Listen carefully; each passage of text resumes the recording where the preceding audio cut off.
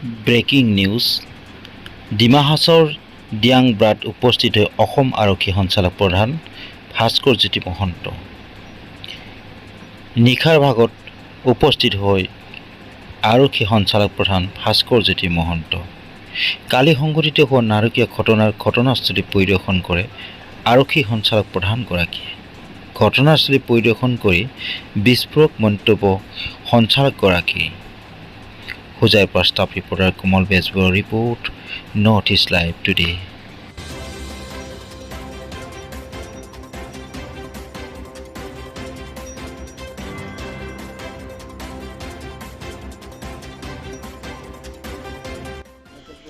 আমি কিছুমান সূত্ৰ পাইছোঁ। আজি কিছুদিনৰ আগতে মাইবঙতো 15 তাৰিখে এটা ফায়াৰিং হৈছিলে। এই এৰিয়াটোতো ইতিহাস এটা আছে, মানে উগ্ৰপন্থাৰ বা অস্ত্ৰৰ ব্যৱহাৰৰ।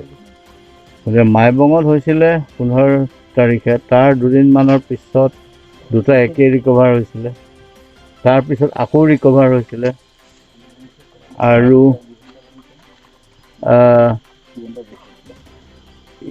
এই ঘটনাটো তেওঁলোকৰে গ্ৰুপৰে এটা অংশই কৰা বুলি আমি সংসূত্ৰ পাইছোঁ। আৰু আমাৰ বৰ্তমান ইনভেষ্টিগেশ্যন চলি আছে, আৰু যিখিনি আমি সংসূত্ৰ পাইছোঁ গোটেইখিনি আমি এতিয়া ক'ব নোৱাৰিম। আমাৰ তদন্ত চলি আছে আৰু খুব ষ্ট্ৰং একশ্যন হ'ব। ছাৰ, এই সন্দৰ্ভত ইয়াত উগ্ৰপন্থী জড়িত আছে বুলি সন্দেহ কৰে নেকি ছাৰ? ক'ব বিচাৰে নেকি? ক'ব নিবিচাৰোঁ, জানো কোন আছে, কোন উগ্ৰপন্থী হ'ব পাৰে সেইখিনি গোটেইখিনি এতিয়া কৈ নিদিওঁ। ইতিমধ্যে ইয়াৰ পৰা যিসকল পলাই গৈছিলে, গৈ পেলাই যি আৰক্ষী চকী আছিলে সেই আৰক্ষী চকীত জনোৱা হৈছিলে এই অস্ত্ৰ শস্ত্ৰৰ এটা বৃহৎ দল আছে বুলি, কিন্তু তাৰ পিছতো ছাৰ আৰক্ষী অপাৰেশ্যন হৈছিলে, জতুহাজু আশে পাশে অপাৰেশ্যন হৈছিলে, কিন্তু প্ৰতিটো অপাৰেশ্যন সদায় ছাকচেছ নহয়তো।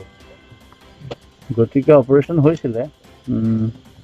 আৰু ইয়াত আছাম ৰাইফলছৰো 7টা কোম্পানী আছে, আমাৰ পুলিচো আছে, আৰু এডিশ্যনেল এতিয়া অতিৰিক্ত বাহিনী আমি ইয়াত মোতায়েন কৰিছোঁ। আৰু ইয়াত আমাৰ বেছ জ্যেষ্ঠ লেভেলত কালি ৰাতিৰ ঘটনাৰ ঠিক পাছৰ পৰাই আহিছে আমাৰ ছিনিয়ৰ অফিচাৰ্ছ বিভিন্ন বৰ্গৰ, আৰু গোটেইখিনি চোৱা চিতা কৰি আছে।